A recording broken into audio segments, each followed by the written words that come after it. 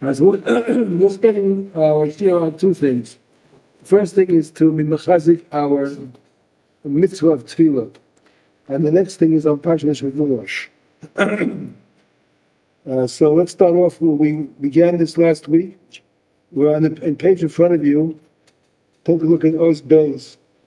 There, about the fifth or sixth line down, on the top, on the Mishnah Berurah, on the top, the Shulchan Aruch, Beis. Lo yispala b'mokom sheyesh davar shenovato kavanosa. You're supposed to daven in a place where there's basically quiet and nothing is going to disturb you. V'lo b'sha'ah shemevatelas kavanosa. You should also make sure to daven at a time that is not going to disturb your tefillah. He brings that down b'shem the tour b'shem Meir in Wittenberg. But his mom is in Hilchos Tefillah. Okay. Achshav, he said, Ein anu nizharim b'kol zeh. You hear that? In our times, we're not so careful about this. Ein anu mechavnim kol kach b'tefillah. This is a terrible, terrible admittance in the time of the Beis Yosef already. He says, we don't really understand what kavanah in davening is. We don't have it. Even this is hundreds of years ago. The Beis Yosef, Rabbi Yosef Karo says, we don't have the kavanahs that the people had in the earlier generations.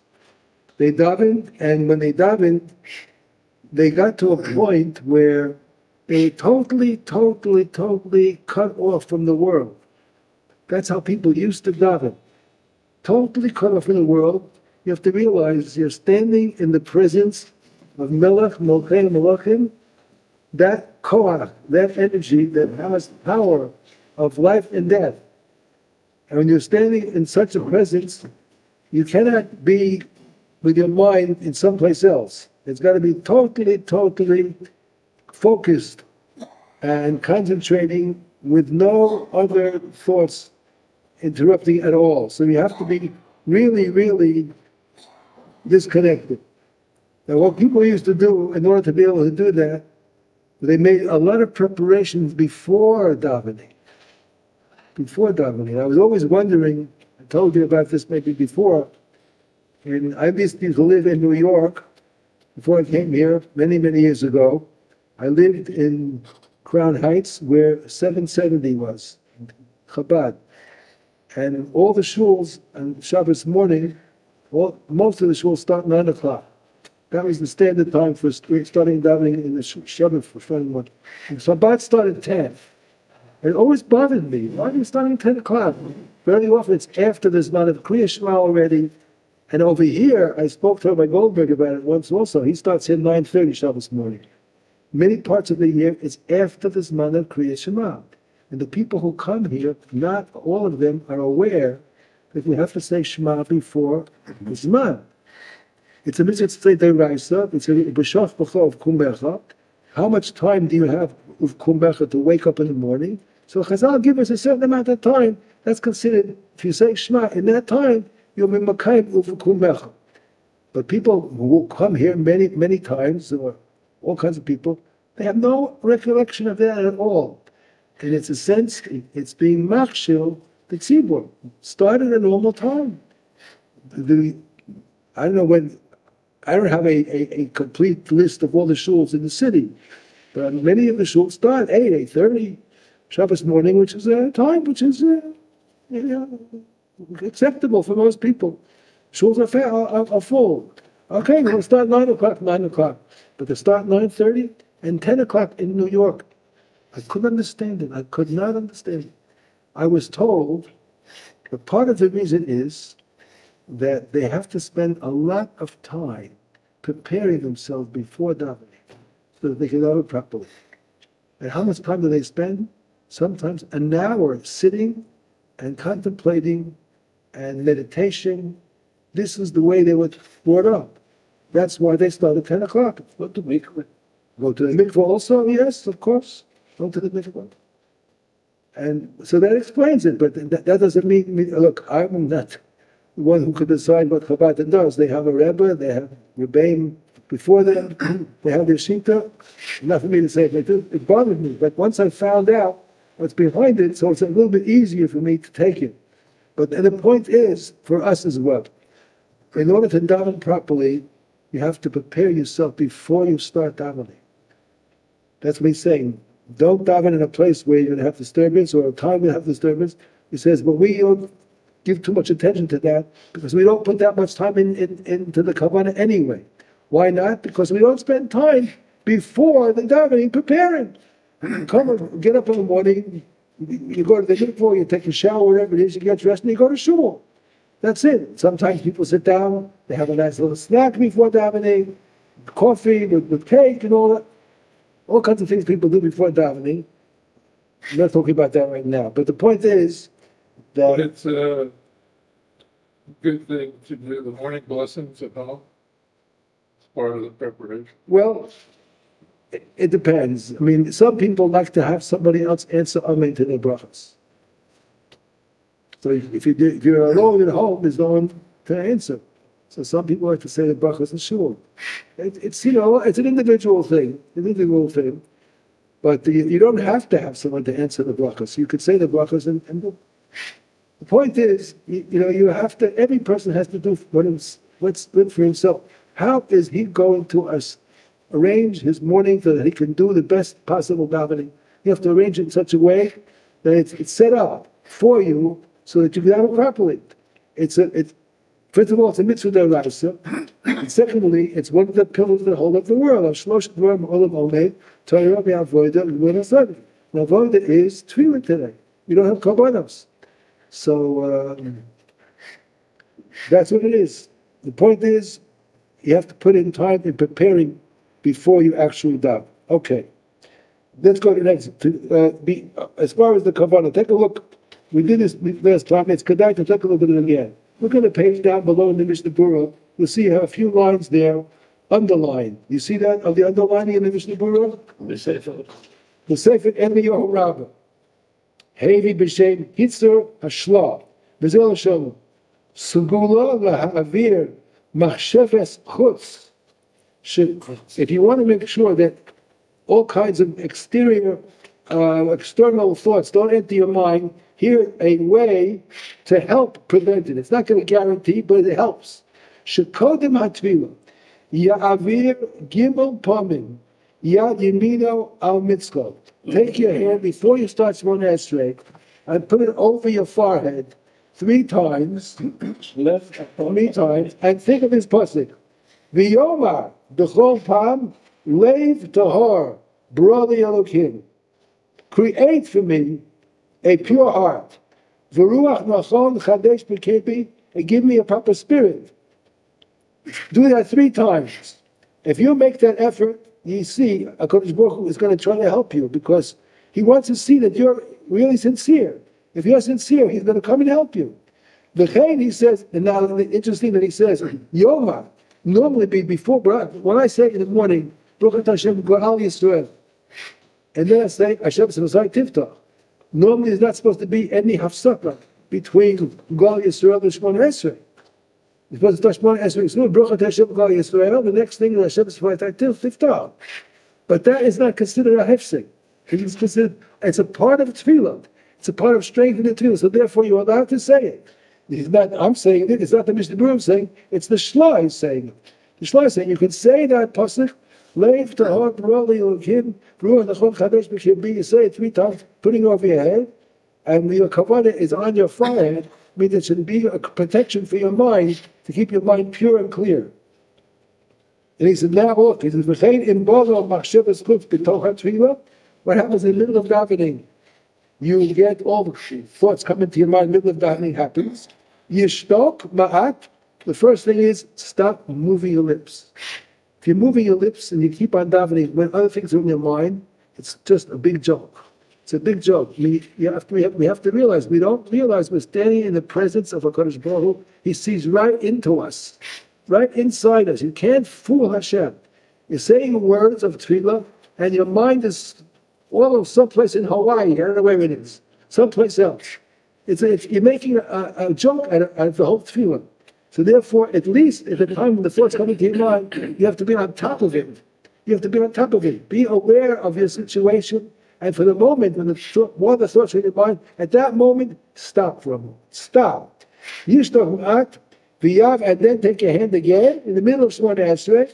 Yav Yaminu al Mitzko, and now do not say it. Now just think that pasuk again.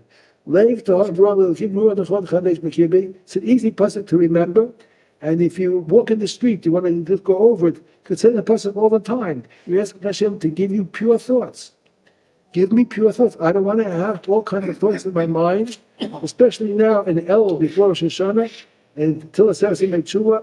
I want to, as best I can, purify myself. So you say the pasuk, Leiv tahor brother Elokim, give me, create to me a pure heart. Baruach nachol chadesh b'kirbi, give me a proper spirit. Very important, very simple. Take the pasuk and memorize it. You can do it during the day to practice. Okay, that is Sif Gimel. Let's go to Sif. No, that was the end of Sif Beit. Now in the Shulchan Aruch above in Sif Gimel, Yispalal derech tachnunin kirosh hamavakesh b'Pesach, and a person who's poor, standing at somebody's door, you're knocking on his door, you're asking for a handout. That's how you have to speak to HaKadosh Baruch Hu. You have to beg him, supplicate yourself to him. Or benachas shelo tira alav kimasa u'mavakesh lipoter mimenu. Now this is unfortunately, look how aware they were of human nature. Look how much aware of human nature. You see the way people daven Shemona Esrei in a minute and a half. You're finished. The whole Shemona Esrei. In a minute, you can't say the words in a minute and a half. There's not enough time in a minute to say 19 brachos. You can't do it in a minute and a half. And they finish, and I don't know what they do afterwards. I know my Shemona Esrei in the morning takes me 15 minutes. Berech. Just the Shemona Esrei alone takes me 15 minutes. And they're already, when I'm finished Shemona Esrei, they have usually finished the Chazar Hashatz by that time. So I finish Shemona Esrei, I run away, I sit down and I say Tachnu. That's where I'm up to, and they're up to, and I finish Shemona Esrei. What do I care? I'm doing what I can. That's why I can't daven faster. I have many things to say. I have to realize this is how I look at it. I'm given a privilege to talk to the master of the universe. He has the power to do anything and everything. I'm going to let that go by and just make nothing of it? It's a chutzpah. It's a chutzpah. I have to show Hashem that I'm realizing the privilege that He's giving me. And if He's giving me a privilege to talk, I'm going to talk. I'm going to say what I have to say and ask what I have to say. There's a famous story of Rabbi Tuvia Weiss. Tuvia Weiss was one of the heads of the Eidah Charedis.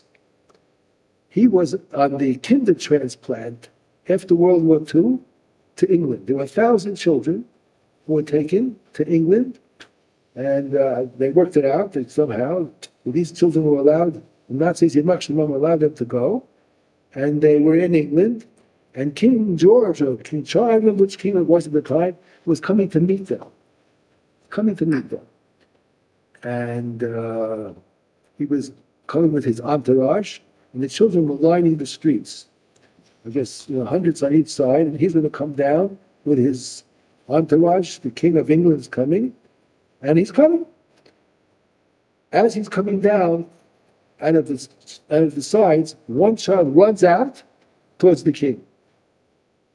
I don't know how old they were. I think about 2 years at the time. He said he was 12 years old, if I'm not mistaken, 12 years old. And the guards try to stop him. You can't come to the king. Who are you to come to the king? But the king saw it and he said, let him come. So he came and he said, I thank you, my dear Lord, the king, I don't know what language he spoke. I mean, I don't know if the king understood it, but it seemed that they did understand each other somehow. And he said to me, I'm so thankful for you for saving me. What about all my siblings? What about my parents? They're still there. Can you do something to help them? So the way that I was told the story, 2 weeks later, his parents were also brought over, and so Rav Tuvia Weiss, he's the head of the Eidah Charedis at the time, he said, one child out of 1,000 ran over and took the opportunity when it was given to him, and look what he accomplished, and the other 900 didn't. Imagine if they had also made requests. They could also have gotten something extra. You give it an opportunity. That's how I look at my Shemona Esrei. Hashem gives me, who am I? I'm a one dot in the universe. One dot in the universe. How much do I take up in the entire universe? There are trillions of stars out there, right? What am I? And Hashem is giving me the opportunity to talk to Him, so I shouldn't use it, take advantage of it? Just let it go in a minute and a half, finish Shemona Esrei? This is the way I look at it, and I hope that you will also look at it that way from now on too. You have an opportunity to talk 3 times a day. Don't waste it. Don't waste it. Tefillah accomplishes amazing, amazing things. Not every time, of course. Not every time. But don't waste the opportunity. Okay. Let's go on. That was Gimel. Anything in Gimel? Ches. This is on the bottom Ches. What do we say in Ches on the bottom of English in Ches? Let's see. Mavakesh b'Pesach habayis.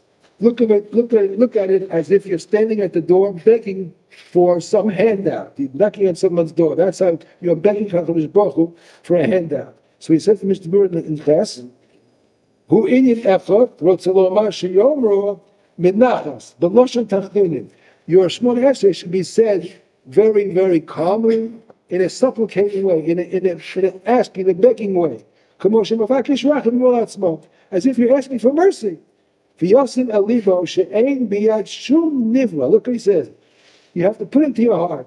There is nothing in the world, nothing that's created in the world, no malach, or mazal, or kochav, nobody can fulfill your requests.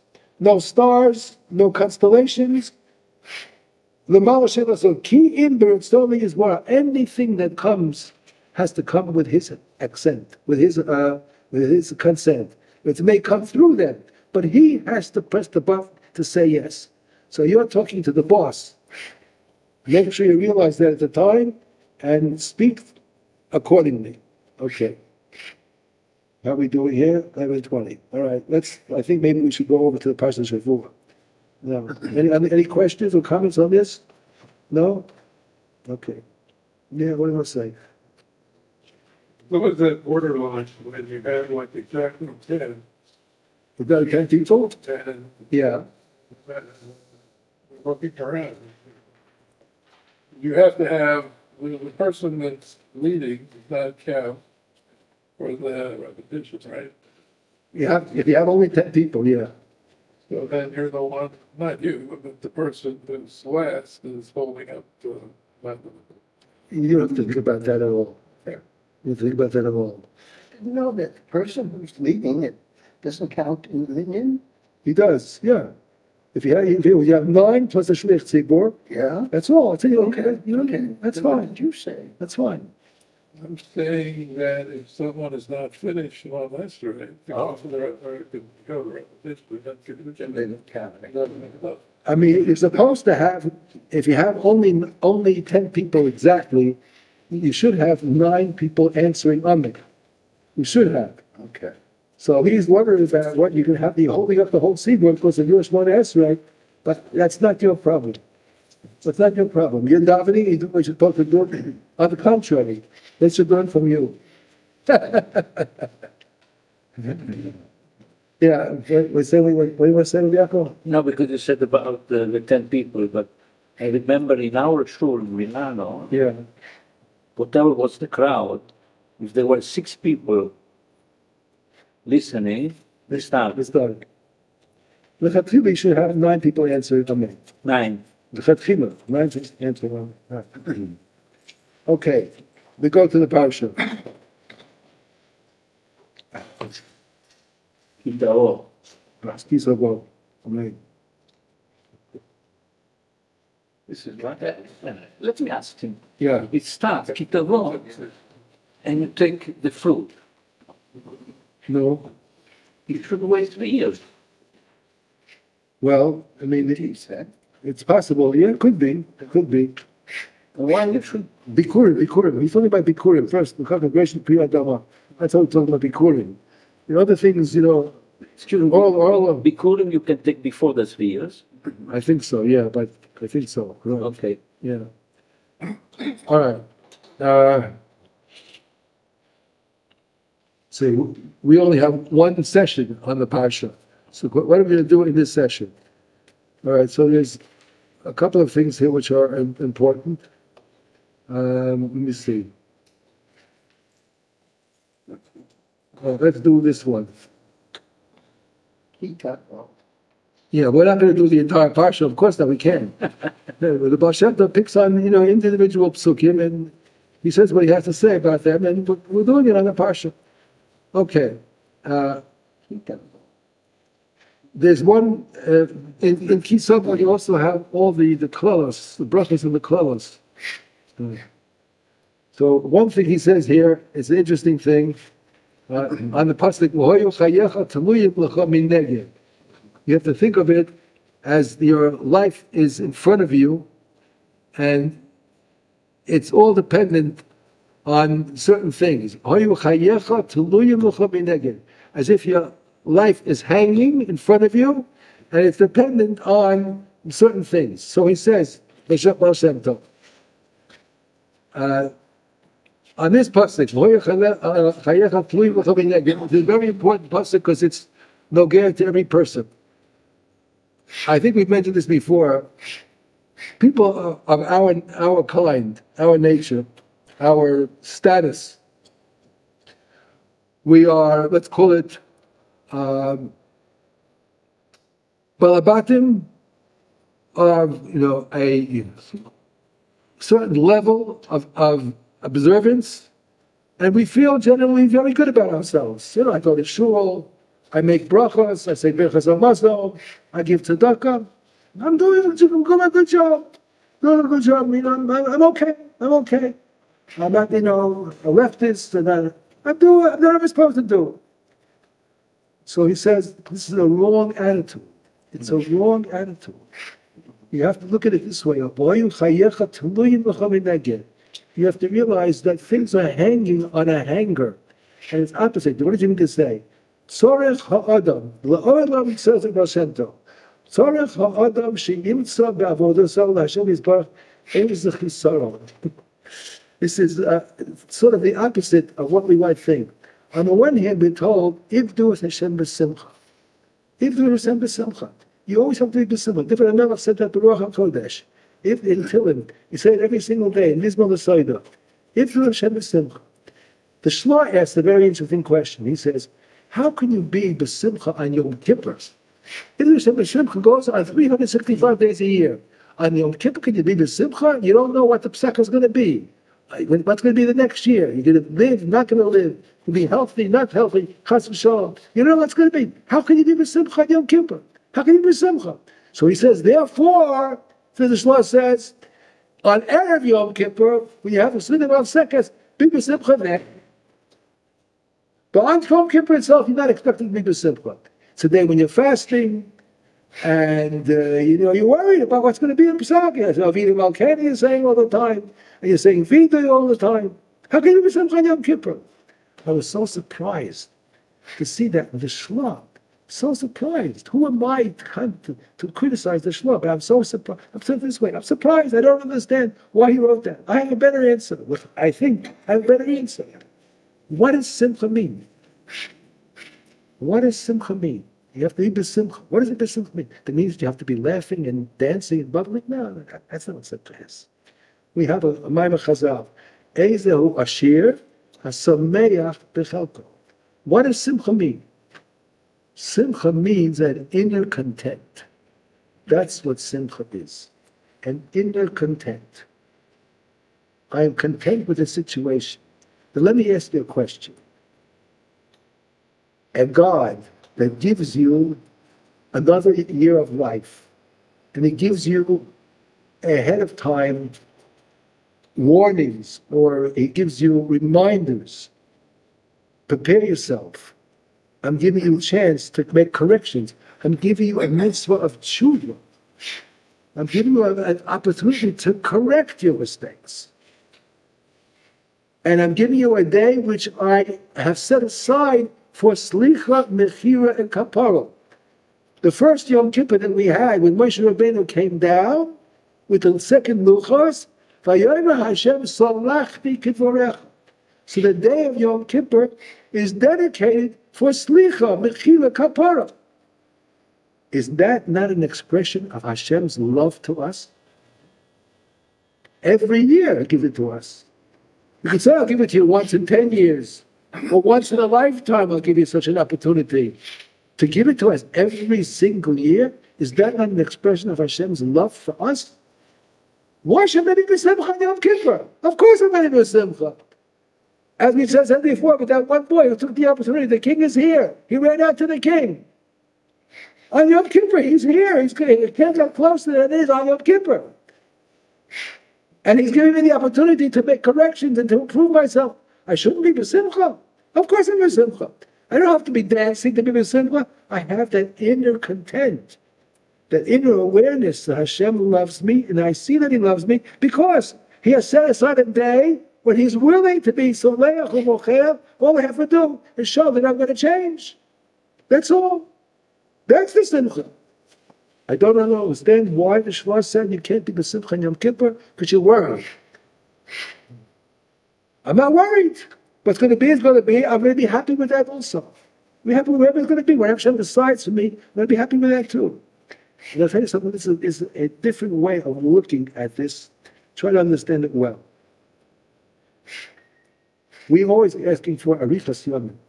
We want to live a long life, a healthy life. We don't want to leave our loved ones, our family. We don't want to leave them. We want to stay here as long as we can. The truth of the matter is, that's a very, very, let's call it, physical way of looking at things. The truth of the matter is, our neshama does not want to be here. The neshama was sent down here, al kochach atachai, al kochach atames. The neshama is sent down here for a mission. Most of us today, says the Arizal, after the Churban Beis HaMikdash, most of us are repeats. We've been here before. We have been sent down here to correct our previous faults that we didn't correct in earlier lives. But our neshamas don't want to be here. Our neshamas want to be with Him. And there, if we would be asked up there, if we want to come down there, we said, Chas v'shalom. I'm not leaving this place. I'm not leaving. This is where I belong. This is my natural habitat. The neshama, your real neshama, wants to be in Shemayim. Does not want to be in the physical world. It's an imprisonment. It's an imprisonment. That's a different way of looking at death. It's a totally different way of looking at death. In a sense, you could even say, I'm looking forward to it, but not before my time. But my time is, in a sense, I'm looking forward to it. And that's why even Hashem B'Simcha applies even when it comes to the last minutes of a person's life. He should be B'Simcha. He's now going to be united with his Creator. He's going to go back to the natural habitat that really is fitting for his neshama. That's where you really belong. That's where you feel the best. You don't want to come back down here. You don't want to come down here. Maybe this is the answer of your question about the shalom. Which, because you are staying here. How could this? Well, why are you worried? Why are you worried? Yes, the same idea. That's great. Very good. Very good. It's a different way of looking at it. It's a change. We're always asking for arichas yomim. In the tefillah, we ask for arichas yomim. We ask for arichas yomim. Why are we asking for arichas yomim? Because we want to do more mitzvahs. We want to make tikkunim. If we haven't corrected up until this time, now I'm going to be more serious. I'm going to make the corrections. This time, from now on, I'll be better than I was before. That's what I want to do. Not the arichas yomim to enjoy life. That's not the reason to ask for arichas yomim, because you want to enjoy life. Ask for arichas yomim so you can do more mitzvahs. Sometimes one is not given the chance to correct himself. Well, you ask. I want more time. I need time to make tikkunim. And if we take this time of the year seriously, person, in the Svarim, it's written down. Person should sit down during Elul, Sereshim Tshuva, and go over his life, go over the past year, make a list of the things that you think that you need to tikkunim, that you have to strengthen. Don't make nothing out of it, and just on Yom Kippur, I'll go through Nevi'im Malkeins, and that's enough. It's enough for me. It's not enough. It's not enough. It's kedai to sit beforehand and make a list and go over it and be really serious about it. And then when the Avinu Malkeinu comes, then it'll be a real Avinu Malkeinu. Then when you ask him Slicha Mechila Kapara, then it'll really be worth something. Because you have in your mind things that you know that have to be corrected. That goes Ben Adam Lachavero and Ben Adam Lamakom. There are many times you have to realize also, we deal with people all the time. And sometimes, totally unaware, we hurt people's feelings. This is an Issa D'Oraisa of Noah's Devarim. You say things to people, and you don't realize what is going to be their response. What are they going to feel? You want to say what you want to say. You want to get it off your chest. I have said that's egoism. You want to say what you want to say, do what you want to do, but you don't realize what is going to be the feeling of all the people who see it, who hear it. What is it? Sometimes you're over an Issa D'Oraisa. You have made people feel bad, whatever it is. You said something sharp to somebody, and this is especially true in the family. In the family itself, within the four walls. Doesn't have to be with your friends. It could be in the family itself. You have to be very, very careful. Very careful. And therefore I would say, if you really want to be honest about it, people who you live with, ask them, tell me, during the year, it is something that I've done or said that has to be corrected. Let somebody give them, let somebody else say. And don't answer. Don't answer. Don't say, don't argue. No, you're wrong. I didn't mean that. No. Whatever they tell you, write it down. Write it down. If they said it, accept it and write it down and work on it. That's it. That's the way you have to go about it. Not to try to defend yourself and say, no, tirutsim. No tirutsim. You are not a balabas on somebody else's feelings. If they felt that way, that means you are the one who initiated that feeling. Therefore, you have to correct yourself. What if somebody has to give a musaf to somebody if he's deserved a musaf? You have to do it. I'll tell you how to do it. Tell you how to do it. You have to tell something to somebody, and it's very difficult to tell somebody else that you're wrong, you have to correct this in them. The first thing is you have to get the person to realize that you love him. And he has to realize that anything that you say to him comes out of your love for him, not to put him down. It's not easy. Yaakov could do it only before dying. No. It doesn't before dying. You become close to the person. Give the musaf before dying. You tell the person, look, I have to tell you something. I want you to realize that I'm telling it to you out of love. Because I love you, I want you to be better. I want myself to be better. I know if it was me, I would want you to tell it to me. If it was me that needed a correction, I would want you to tell me to correct myself. So I'm going to tell it to you, but I want you to realize it's coming out of love. I do not want to put you down. I don't want to hurt your feelings at all. Do you allow me to say what I want to say? Give me permission. Give me permission. Most of the time, if he hears that it's coming out of love, he'll say to you, yes, go ahead. All right, let me hear it. And say it kindly, say it nicely. Don't, say it in a very sharp way. Then you have a very good chance of being matzliach. So this is all connected to what we just said on the pasuk, and we just said. It says, "V'hoyu chayecha," and it says in the Pesach, "Tluim lecha mineged." So he says, "Tzorech," said the Baal Shem Tov, "Tzorech ha'adam sheyimtza ba'avodoso l'Hashem Yisbarach eze chisaro." You have an opportunity, an obligation to yourself. Look for something that could be improved. You didn't do something to its maximum. Look, find the chisaro. Or you had some kind of ulterior motive. That is also a chesaron. Afilu daka min hadaka mo.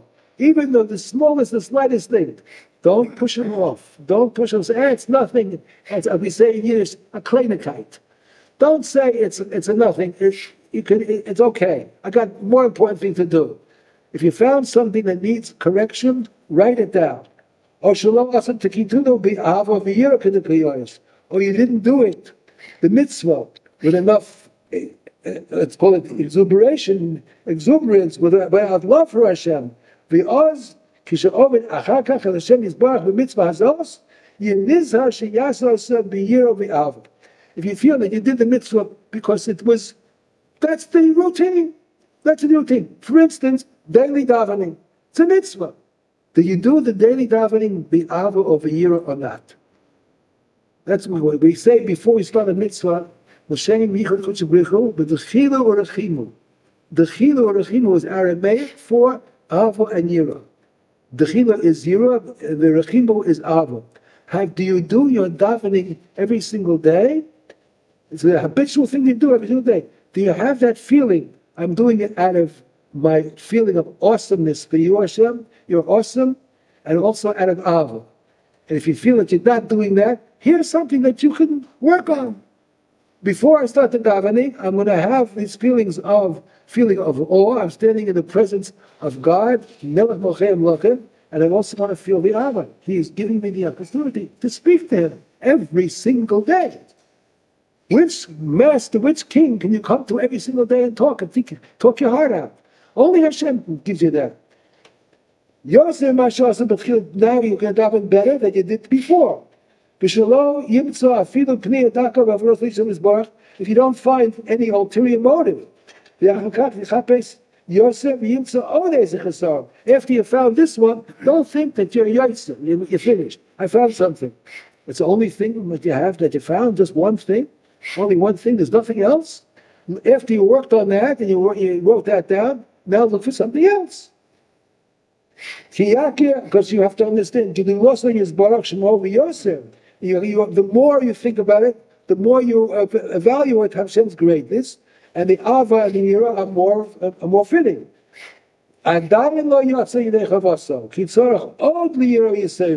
Because all kinds of levels, there's all kinds of levels of the Yira Shemayim. I heard last week a shir, and I couldn't understand what the shir was given by Rav Ovadia Yosef. That's the grandson of the Rav Ovadia.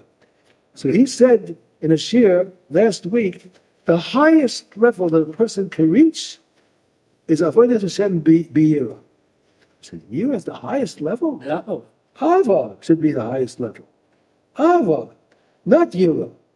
So he says, there's two levels. I don't understand. I didn't hear. I'm going to have to ask him again this week. Let me ask him exactly what he said. But there's two kinds of yira. There's one kind of yira.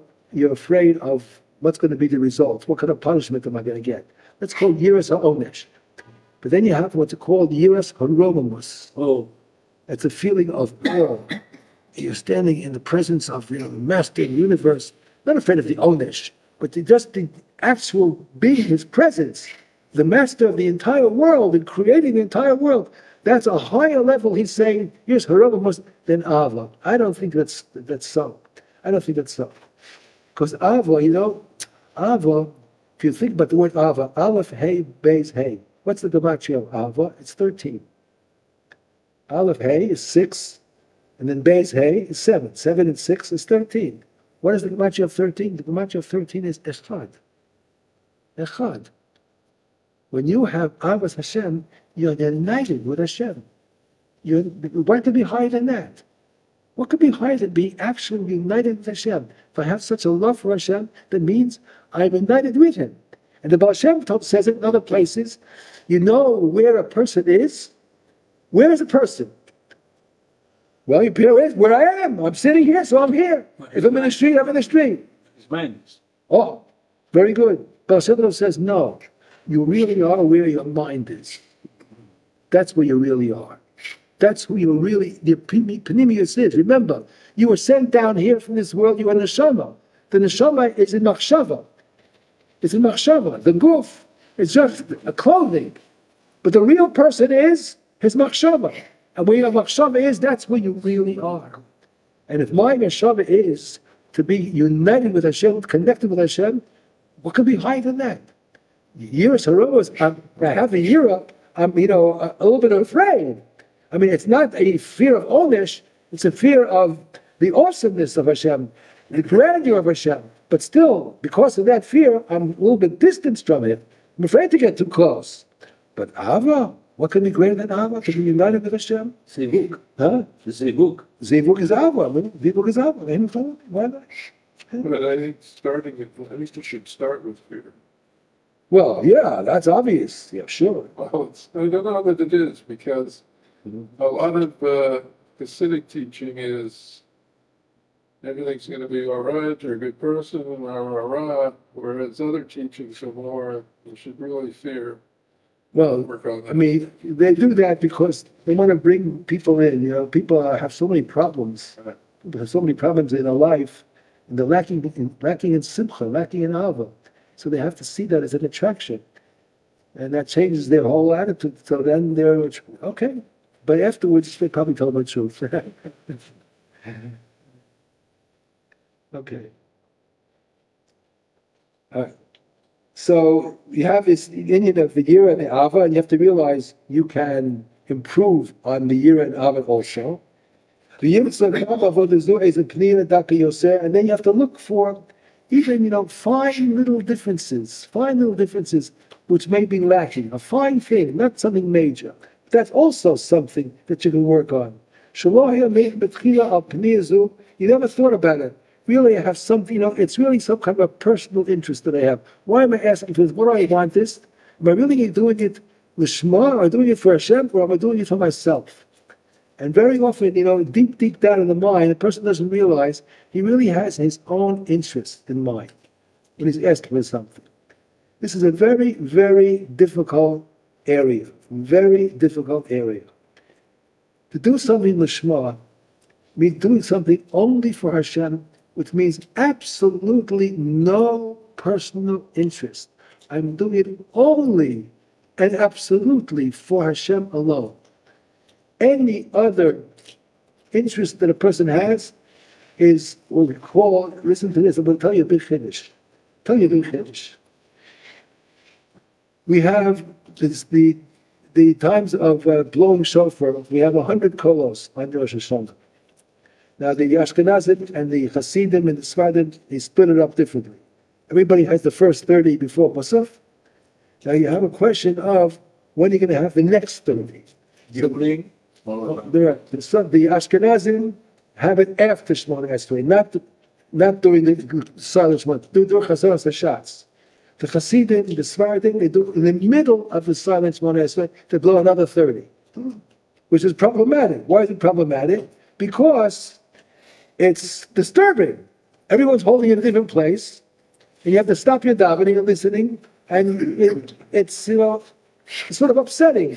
I stop now. I hear the shofar, and then everyone's holding it. It's a little bit of a problem. I'll tell you why it is that way in a minute. But that's the problem side.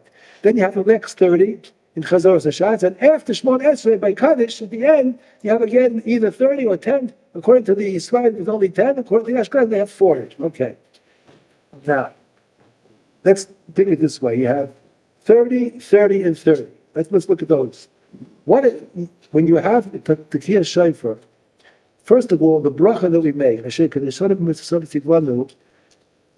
it says not l'tkol of the shofar, l'shma kol shofar. So the Baal Tekiyah, he's blowing, but his blowing is only a medium so that you can hear, and he himself has to hear. If he's deaf, I don't know if he's Yotzer. He makes the bracha l'shma kol shofar. So the mitzvah is in the hearing, according to many poskim.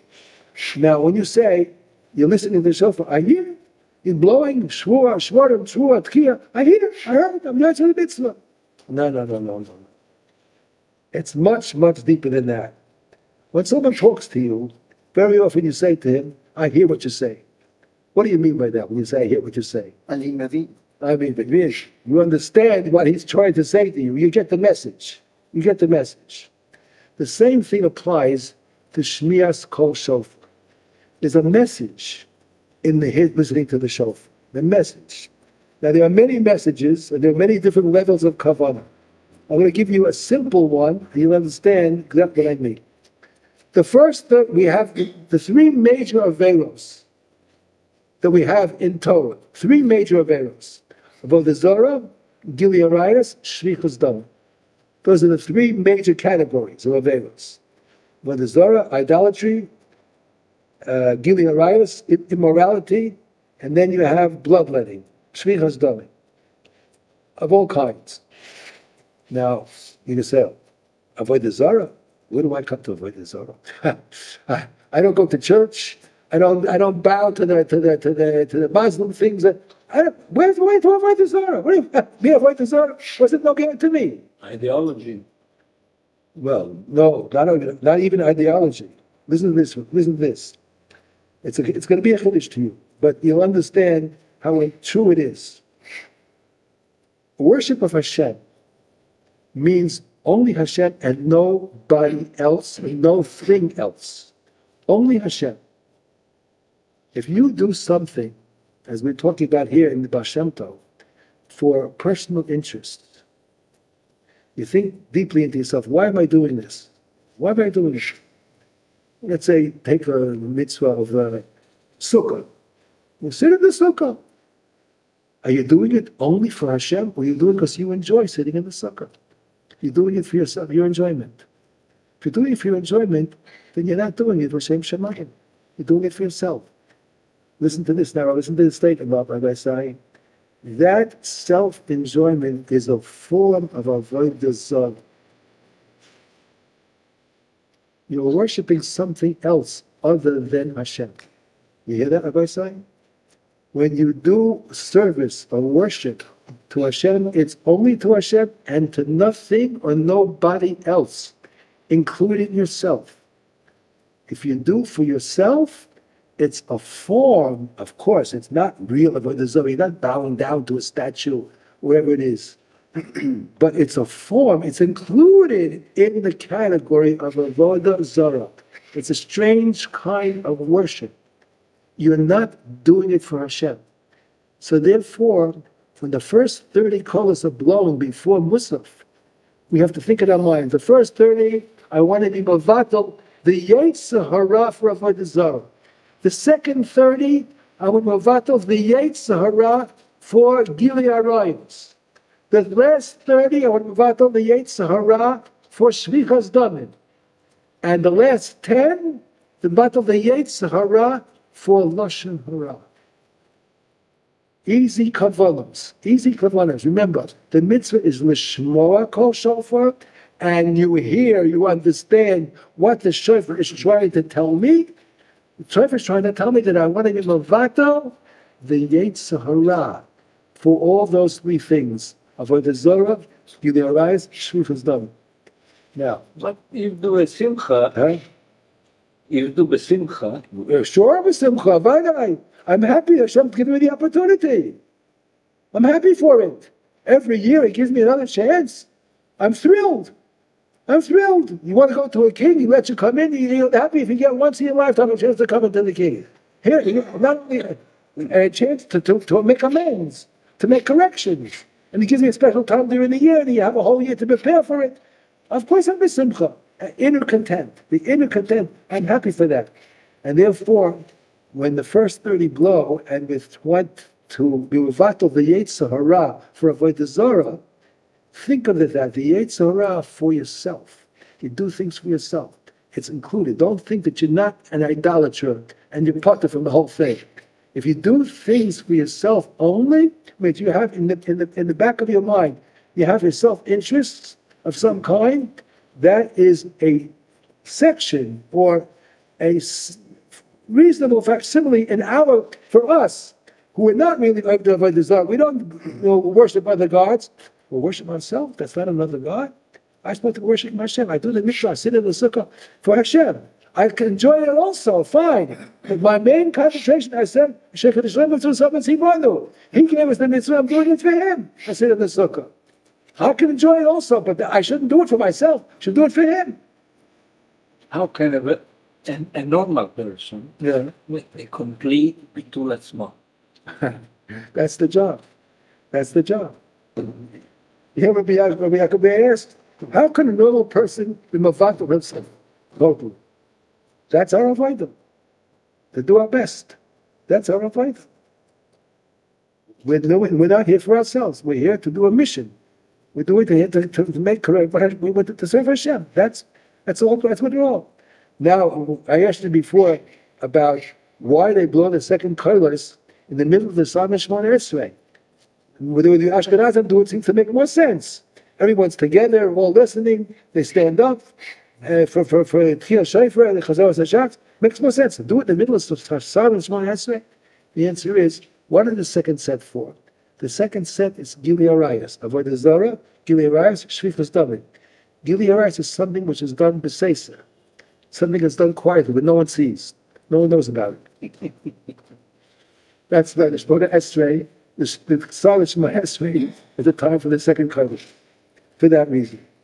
Maybe there are other reasons also, but still there are other reasons. But now it makes a little bit more sense.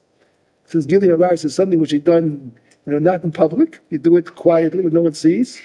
So Shemona Esrei, when you're davening quietly yourself, that's the part for the Kodesh, for Gili Arayas. Okay, so what about Shabbos when we sing Leitanit V'Tanu V'im Barburim, Uzla, V'Dagim? Yeah. This is not Bittul Atzmi. Well, you have to work on it. It should be. It should be for Hashem. I'm Shabbos. Shabbos. You're supposed to enjoy the Shabbos, but you have to work on it in such a way that I'm doing it for you. I want to show that the Shabbos is enjoyable for me because you gave us the Shabbos. You gave us the Shabbos. You want me to enjoy it. This man. Yes. Right. Look, when you eat every single day, forget about the Shabbos. Every single day, Shabbos, Yontif, all times of Simcha. When you're eating every single day, some people enjoy eating. They like to eat. At the time of your eating, it's one of the biggest tikkunim on the food that you're eating on a daily basis. The Arizal has pages and pages of it. When I'm eating, you have to realize that I'm making tikkunim on the food itself. What's giving that food its taste, its color? There's a certain chayus. It has a neshama also. And that neshama is imprisoned inside the food. And when I eat the food, when I'm taking it into my mouth, I want to extract that neshama that's inside the food that gives it its head, and let it go back to Shemayim. The ruling of the third. That's right, exactly. That's what you're supposed to be thinking when you're eating. It's a different world, it's a different life. Tavos. Because he said the right words. It's a different world. I mean, it's avodah. So to be a really good Jew and worship Hashem like you're supposed to, it takes a lot of thinking. It takes a lot of understanding. You have to learn how to do it, and when to do it, why to do it. It's just not something you do on a daily basis and habitual. That's what everybody does. I'm doing it also. I pat myself on the back. I'm fine.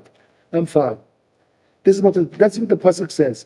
You have to realize, you have to constantly search and see, how can I improve? What faults do I have? Am I doing it? Not doing it avera, but am I doing the mitzvah properly? Is it really the Shem Shemaim, or do I have any personal interest? This is because the Baal Shem Tov says, I'm going to end with this. Baal Shem Tov says, you have to realize one thing. If you don't make that cheshbon, the person's neshama is not static. It does not remain in one place. It's either Oile or Yoire. One of the two. If you're not going to be Oile, then automatically you have to realize you're going to fall. You do not remain in one place. You cannot pat yourself on the back and say, I'm a good Jew. I do my daily obligations. I'm fine. As we said before, I give tzedakah. I say brachos. I say brachos hamazon. I speak to people nicely, so on and so forth. I'm a good Jew. The pasuk says you have to constantly check yourself. You have to always check yourself to see, am I doing it really good? Is there room for improvement? Is there room that I can, think that these I have to cut out? I have to cut it out all the time. If you don't make that kind of a cheshbon, the Baal Shem Tov says that's the nature of life. Oile or Yoreh. If you don't go up, if you don't improve, automatically you go down. You cannot remain on one level. It doesn't happen. It doesn't work. This is what the pasuk says. This is in the Parshah coming up this week, and it's very interesting. I think it's Midrash Rechavia. This pasuk comes out right before Rosh Hashanah. to give us, the path, how to take, how to walk, how to go, how to proceed in life. It's a wonderful thing. I think it's good to end with that point right now. So even though we have a couple of minutes, but we have to digest what we learned until now, it's enough. Plenty. I hope I didn't give you too much. Can I ask a question about the beginning? Yeah. So I understand Kiryat Shema, there's a time limit, I get that. But during the week, at least in my little circle, there's 2 9:30 meetings during the week. But they're much less, here's why I want to say that. By definition, of who would be able to go to a 9:30, it's much less rushed than a 7:30 or 8. That's true. That's true. But it's, people who sleep late and, okay, I'll do you a favor, Shem. I'll go to shul also. I'll get up and I have my sleep, go to sleep 3 o'clock in the morning. Who knows what he's doing until that time? And he gets up, and he goes to shul, and he gets up 8, 9 o'clock, and he sits down, has the coffee with cake and all that. Then he said, okay, now it's my turn to give you a little bit of my attention also. This is not a time to daven 9:30 in the morning. Not a time to daven. You have to daven in the, why do we have this whole concept of a seeking? Davening with the nets. This is what people, that's the way to daven. The first opportunity that you get in the morning to come to talk to Hashem, you should take it. Not wait till 2. Okay. That's it. Maxim, to everybody. Next week?